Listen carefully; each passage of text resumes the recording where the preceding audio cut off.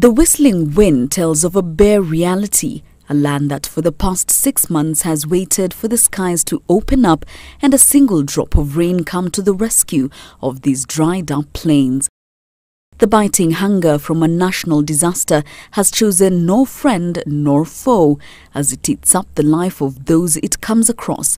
And it is moving fast. So far, in 23 counties, 2.7 million Kenyans are facing starvation.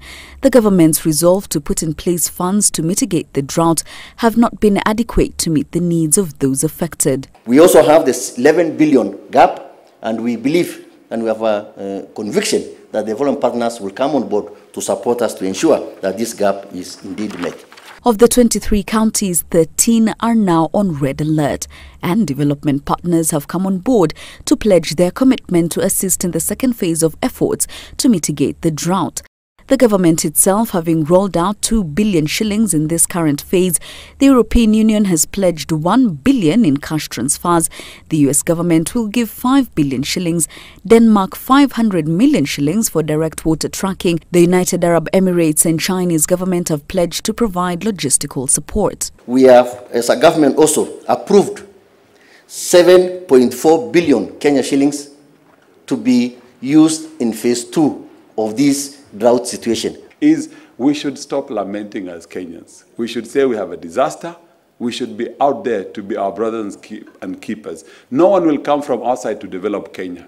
We have directed roughly above 3 billion shillings into National Drought Management Authority, and we're looking at directing some of this now specifically to cash transfers. Government with the issue of a gazette can actually request the United Nations system to redeploy resources from its existing national development programs in terms of the humanitarian imperative to be able to respond effectively to the drought.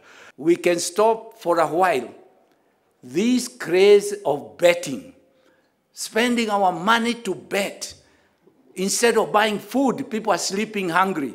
I ask you all to support me. And to minimize competition for the little available resources, the government will use all cereals in the strategic grain reserve on human and import animal feeds. Jackie Maribe, Citizen Live at 9.